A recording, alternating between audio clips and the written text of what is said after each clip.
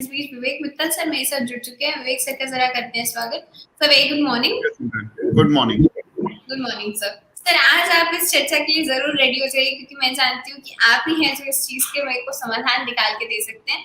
Sir आजकल ना market में काफी सारी जो खबरें चल रही हैं या चर्चा, जिसे हम लेते खबरें थोड़ा सा हटा देते हैं, यहाँ पे इस शब्द को यूज करना थोड़ा सा गलत रहेगा, लेकिन चर्चा जिस हिसाब से चल रही है, हर कोई अपने आप को यहाँ पे हम देख सकते हैं कि धुरंधर मानता है मार्केट का, या फिर एक कहते हैं ना कि बिजनेस के ऊपर हम समझाते हैं कि हमें जो है समझ काफी सारी है इस बारे में।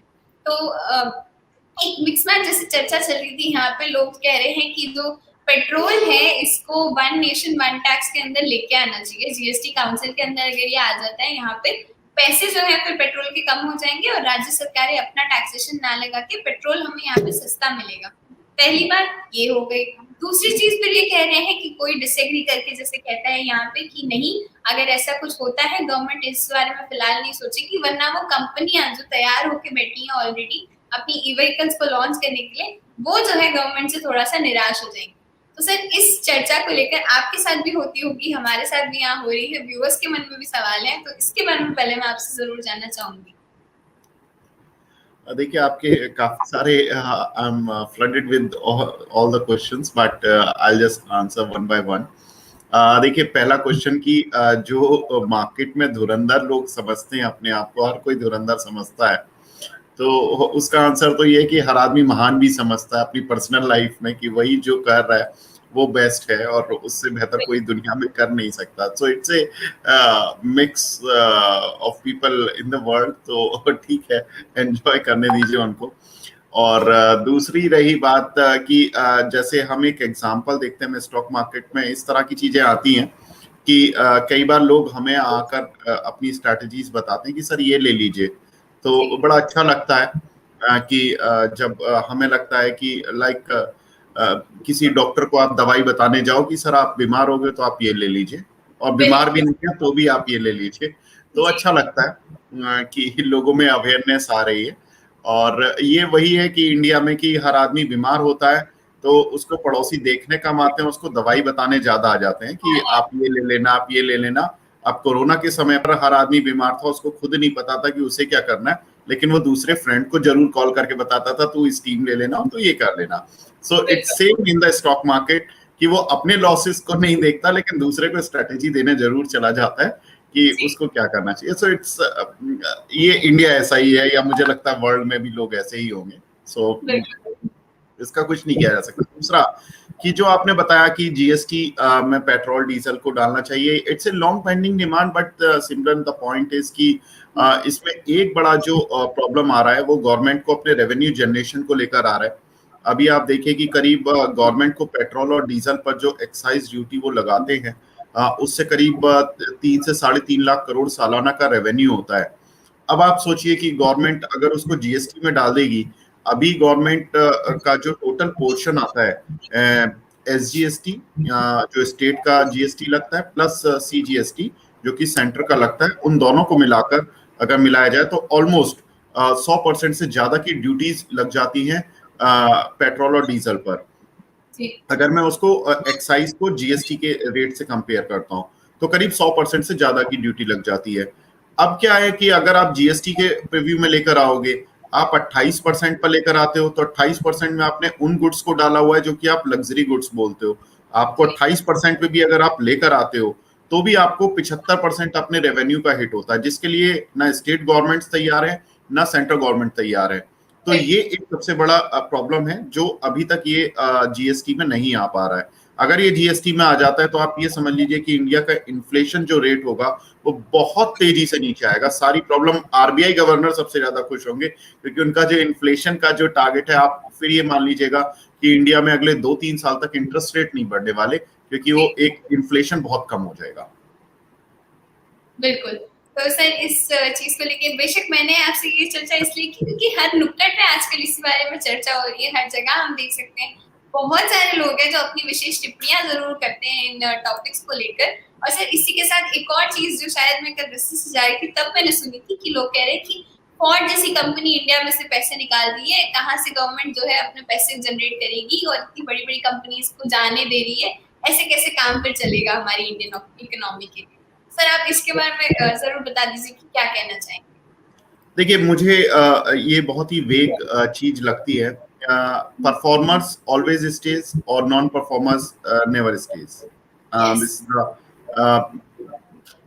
मतलब ये एक फिनोमिना है लाइफ का। अब आप अगर देखिए कि मेरे से अगर आप पूछिए या किसी भी मेरे फ्रेंड से पूछते हैं तो हमारे फ्रेंड ग्रुप में किसी के पास फोर्ड की गाड़ियां है ही नहीं। अब जी। आप एक जो मॉडल लाते थे वो आपके हिट ही नहीं हो रहे हैं। मुझे उनका याद भी नहीं है कि उनका लास्ट मॉडल कौन सा बहुत ज्यादा हिट था। और जी। आज वही हालत कुछ कुछ होंडा की भी होती जा रही है। होंडा की अगर आप देखिए, हालांकि मैं होंडा की कार यूज करता हूँ, लेकिन मैं अगर देख रहा हूं तो होंडा की पिछले 3 साल 4 साल से कोई इनोवेटिव कार ऐसी नहीं देखने को मिल रही।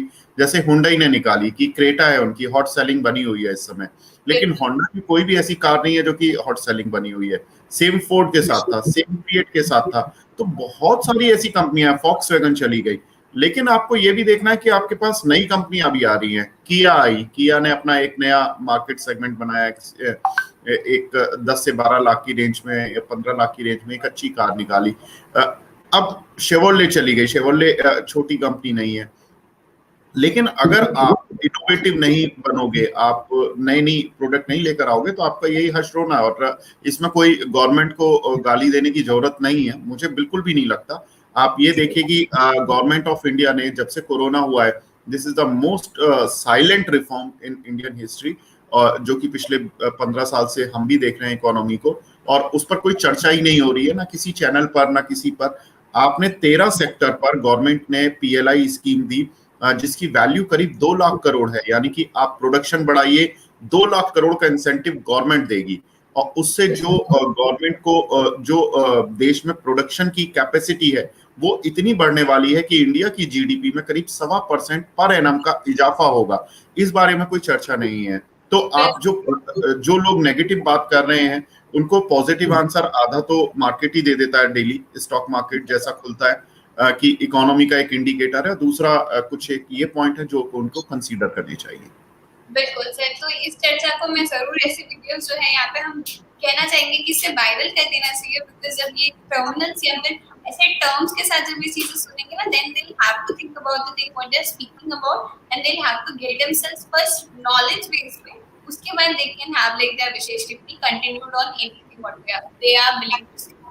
सर चलिए अब हम लोग थोड़ा सा इस विशेष टिप्पणियों से आगे बढ़ जाते हैं, और यहाँ पे हम आपसे पहले पूछना चाहेंगे कि आपके पास पहले तो कोई रिकमेंडेशन है या फिर आप कोई अपडेट बैंक निफ्टी या निफ्टी के ऊपर देना चाहेंगे, और उसके बाद मैं कुछ सवाल जरूर आपसे यहाँ पे लेना चाहूंगी। देखिए सिमरन, मैं लगातार 2 दिन से बोल रहा था कि फेड की मीटिंग बहुत इंपॉर्टेंट होगी और उसके बाद मार्केट में एक डिसाइसिव मूव देखने को मिलेगा ऑन आइदर साइड। और फेड की जो कल की नीति थी उसमें उन्होंने क्लियरली बोला कि हम टैपरिंग को जल्दी स्टार्ट करने वाले हैं। So that announcement will come in November. तो नवंबर का मतलब है कि आपकी जो टैपरिंग स्टार्ट होगी मे बी दिसंबर से एंड हो, दिसंबर से शुरू हो। लेकिन उन्होंने ये भी बोला कि जो टैपरिंग होगी वो उसकी शायद रफ्तार तेज होगी क्योंकि वो 2022 के मिड तक खत्म हो जाएगी। यानी कि बॉन्ड बाइंग का जो प्रोग्राम है वो नेक्स्ट जून तक खत्म हो जाएगा। इसका मतलब है कि हमारे पास यहाँ से अगर हम देखें तो करीब 9 महीने हैं जहां पर कि हमें अभी बॉन्ड बाइंग का या एक्स्ट्रा लिक्विडिटी का भी मजा हम देख सकते हैं। लेकिन वो लिक्विडिटी की रफ्तार धीरे धीरे कम होगी। एक पॉइंट ये है। दूसरा, फेड ने ये बोला कि हमने जो इंटरेस्ट रेट बढ़ाने हैं उस पर भी अब थोड़ा सा जो बाकी मेंबर्स हैं एफओएमसी के उनकी तरफ से ये आ रहा है कि 2022 में भी बढ़ाना चाहिए। उन्होंने 2022 में जो अपना लक्ष्य है जो कि पहले इंटरेस्ट रेट बढ़ाने का था 0.125%, उसको बढ़ाकर 0.25% कर दिया। यानी कि 2022 में एक रेट हाइक देखने को मिलेगा हमें 0.25% का, 2023 में भी एक दो हाइक्स देखने को मिलेंगे। ऐसा हो सकता है, लेकिन सब्जेक्ट टू द कंडीशंस कि इकोनॉमी पटरी पर रहे और सारी चीजें नॉर्मल रहें।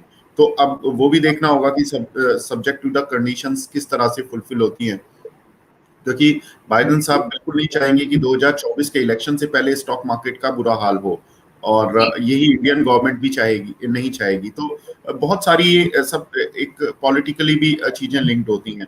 अब रही बात मार्केट की, तो मार्केट में अपडेट्स यही हैं कि मैं जैसा कि लगातार बोलता रहा हूँ कि बाय बैंकिंग स्टॉक्स। तो बैंकिंग स्टॉक्स में जो आज चल रहे हैं लाइक हमने M&M फाइनेंस बोला था 150 पर, वो 185-87 आ गया है। सो बुक उसमें प्रॉफिट कर ले और उसका पैसा आप RBL बैंक में डाल दे, क्योंकि वो 183 रुपए के आसपास चल रहा है। और मुझे लगता है कि RBL बैंक यहाँ से कम से कम 15 से 20% अपसाइड का पोटेंशियल रखता है। दूसरा एक और इम्पोर्टेंट ट्रिगर जो कि कल के मार्केट में देखने को मिला कि जो चाइना की प्रॉब्लम थी एवरग्रांडे की, उसने अपने कुछ बॉन्ड के पेमेंट का भुगतान करने की इंडिकेशन दे दिए है। तो वहां से भी जो कंसर्न आ रहा था वो अब कुछ हद तक सबसाइड होता हुआ दिख रहा है। चाइना भी लिक्विडिटी पंप कर रहा है। तो ये बहुत सारी चीजें जो कि एकदम से जो इस वीक के शुरू में शुरू हुए थे मंडे ट्यूसडे के आसपास की, चाइना से भी प्रॉब्लम हो गई, फेड की भी टैपिंग आ गई, और अचानक से आज थर्सडे को हम ये देख रहे हैं कि सारे इश्यूज रिजॉल्व से हो गए हैं। So that is why you can see कि मार्केट किस तरह से चल रहा है। और मुझे नहीं लगता कि अगले कुछ दिन में कोई प्रॉब्लम है। So buy any financial stock of your choice. हम उसमें अपनी चॉइस बता भी चुके हैं कि आप कोई भी सरकारी बैंक ले लीजिए, प्राइवेट में आप RBL ले लीजिए, ICICI देख सकते हैं आप, और बाकी जो NBFCs हैं उसमें एक जो मैंने 2 पिक दी थी, आदित्य बिरला कैपिटल और बिरला मनी। आदित्य बिरला कैपिटल पर एक अपडेट है कि उनका जो म्यूचुअल फंड AMC का IPO है वो इस मंथ के एंड में आने की बात हो रही है। 3,000 करोड़ का IPO है, जिसमें कि बिरला सन लाइफ अपना करीब 12.5% स्टेक डाइल्यूट करेगी। माफ कीजिएगा, सन लाइफ जो कि कनाडा की कंपनी है, उसका इस कंपनी में बिरला AMC में 49% स्टेक है, और AB कैपिटल का स्टेक 51% है। AB कैपिटल केवल लेकिन अपना 1% स्टेक ही डाइल्यूट करेगी।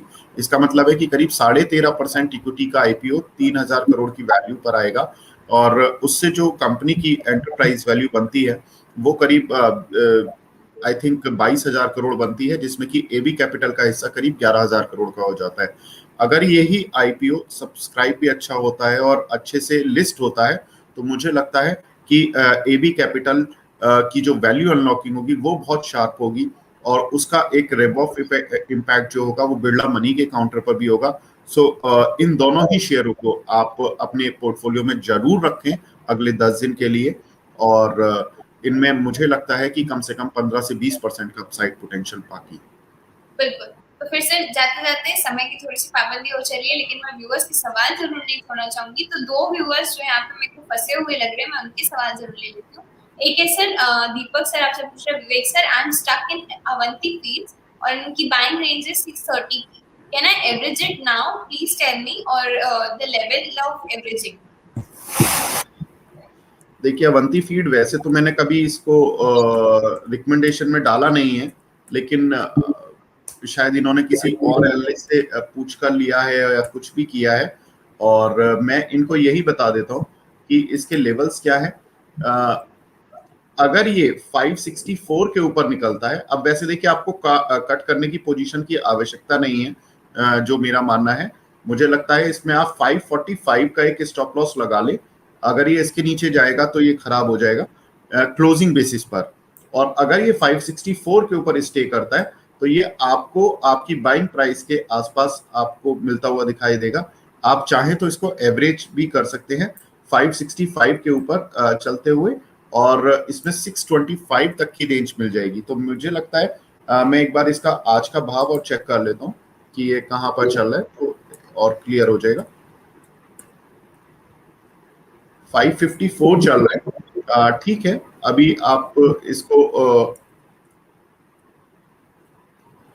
554 चल रहा है, लेकिन 564 यानी कि आप अभी 10 रुपए का और वेट कीजिए आज, और अगर ये 10 रुपए ऊपर और निकलता है यानी 565 के आसपास निकलता है ऑन ए क्लोजिंग बेसिस का मतलब वही है 3 से 3.5 के बीच में आपको थोड़ा मॉनिटर करना होगा स्क्रीन को। तो आप उस समय अगर आपको लगता है कि ये 565 के ऊपर लगातार बना हुआ है तो आप एवरेज कर लीजिए और 3.25 के आसपास, और आप इसको लेके जाइए। आपको 2-3 दिन में आप इस पोजीशन से मुक्त हो जाएंगे। ठीक है सर। तो आप दीपक सर इतना ज्यादा घबराइए मत, सर ने आपको बहुत ही शानदार तरीके से लेवल्स यहाँ पे बता दिए।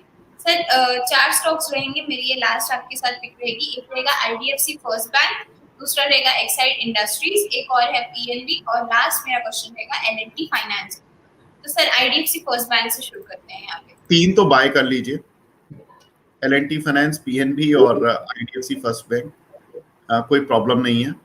और जी। अगर कोई उसमें स्टक है तो सोचिए मत, अभी आपको इस एक्सपायरी तक नहीं तो अगले मंथ के फर्स्ट हाफ तक आपको अच्छे रिटर्न्स मिल जाएंगे तीन में, क्योंकि ये तीन बैंकिंग, फाइनेंशियल और हमारी टॉप पिक्स में शामिल है, कोई प्रॉब्लम नहीं है। और आप चौथा शेयर और बता दीजिए सर, मैं Exide industries sir, Exide industries. देखिए एक्साइड इंडस्ट्रीज में जो इनका कुछ इंश्योरेंस वाला कारोबार बिक रहा था, उसकी वैल्यू अनलॉकिंग हो रही थी, लेकिन उसके बाद इसमें एक तीव्र गति से प्रॉफिट बुकिंग आई है। तो मुझे लगता है वो जो इसका बेस है वो बन चुका है, कोई प्रॉब्लम नहीं है। 178 के नीचे अगर ये क्लोज होता है तो ही प्रॉब्लम होगी इसमें, बट इसकी एक शर्त है कि ये काउंटर 185 की 185 186 की क्लोजिंग के ऊपर ही चल पाएगा। अब इनकी मुझे बाइंग प्राइस तो नहीं पता है, लेकिन हाँ अगर ये इसके ऊपर क्लोज हुआ तो ये 196 और 200 की तरफ अप्रोच करेगा। लेकिन मुझे लगता है कि आपको कोई डरने घबराने की जरूरत एक्साइड में है नहीं।